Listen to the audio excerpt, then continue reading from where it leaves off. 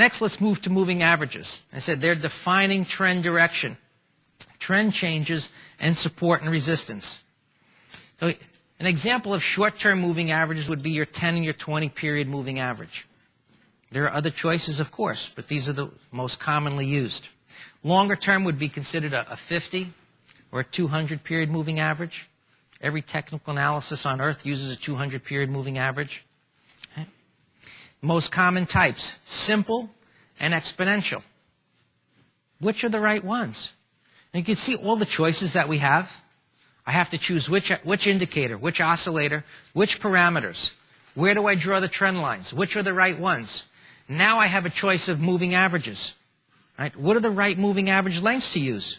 Do I use a 20, a 21? Do I use a 50? Maybe a 60 is better? Is the simple one better? Or is the exponential one better? There are other software packages out there that have weighted moving averages and triangular moving averages.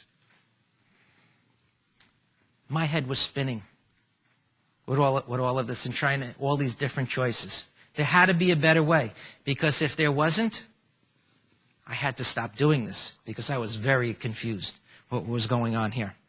Right?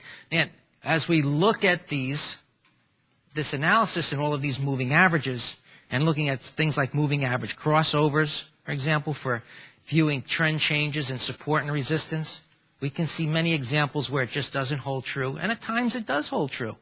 Right? And those that use them, these tools, beliefs are created about what's possible. So the question, more questions, do moving average crossovers actually signal trend changes? Well, sometimes they do. But which moving average lengths are the right ones? I can see examples where it worked, and then I can see other times where it didn't, right? Which then leads to the question of, I should change the moving averages because it didn't work this time, right? Because I want to get the right signals in the future. Right? If I'm going to base my decisions on this type of analysis, well, I want to use the moving averages that are going to work and I'm going to allow me to make money, not lose money.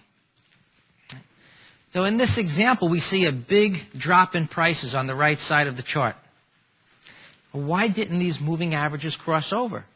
If I'm looking at a moving average crossover with a belief that this is what's signaling the change, and I see this big drop in prices, but the moving averages don't cross, I'm going to be thinking I've got the wrong moving averages.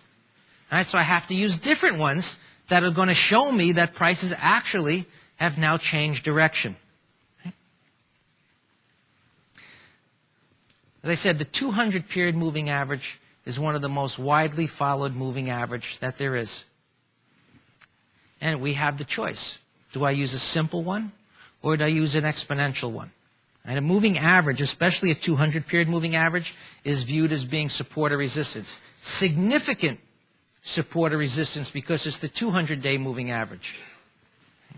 Well, here's an example where it came up to the 200 EMA, exponential period moving average, and prices stopped there.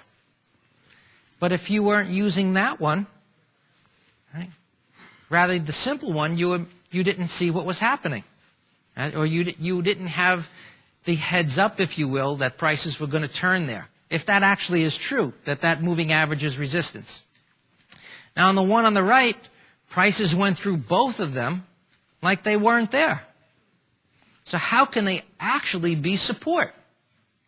Right? If something is support, it should always be support. Right? Right? So this tells us that a 200 period moving average at times will provide no support whatsoever.